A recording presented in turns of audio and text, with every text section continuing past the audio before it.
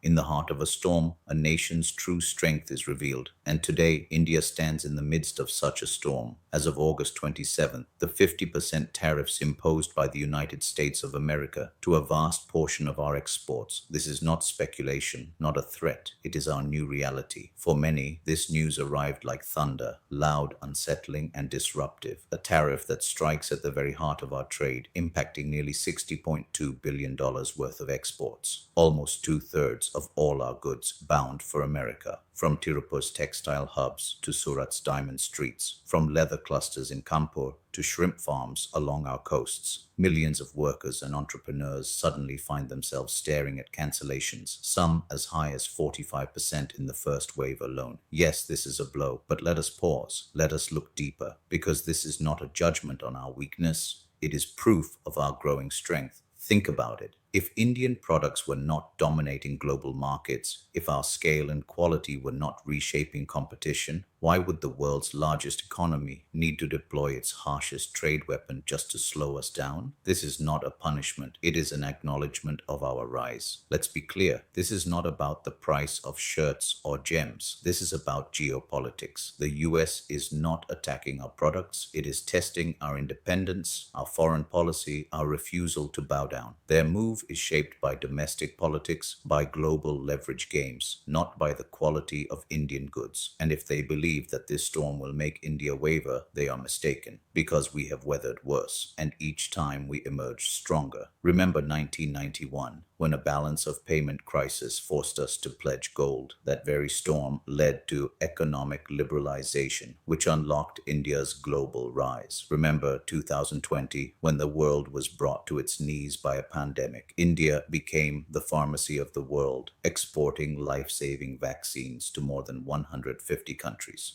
This moment will be no different. Our shield is strategy, strength, and spirit. So how do we respond? With strategy, not panic. With resilience, not retreat. With confidence, not fear. We are no longer a one-market nation. Already, India has signed historic trade deals with the UAE and Australia, opening access to markets worth over $70 billion. Talks with the UK and EU are in advanced stages, and negotiations with more than 40 other nations across Africa, Latin America, and Southeast Asia are underway. The world is watching, and the world wants to trade with India. The power of 1.4 billion can't be ignored just like that. India is currently ranked as the fourth largest economy globally in 2025, as of July 2025, overtaking Japan to secure the fourth position among the world's top 10 largest economies. But more importantly, we are the world's largest democracy and consumer market. Our middle class alone is projected to reach 600 million by 2030, larger than the entire population of the United States. Programs like Make in India and Atmanirbhar Bharat are not slogans. They are becoming economic pillars. By boosting domestic consumption, supporting MSMEs, and adjusting GST frameworks, we are ensuring that our producers have a strong home base, even as we seek new buyers abroad. The tariffs may target textiles, gems, and leather, but they cannot touch our IT industry, worth over $245 billion,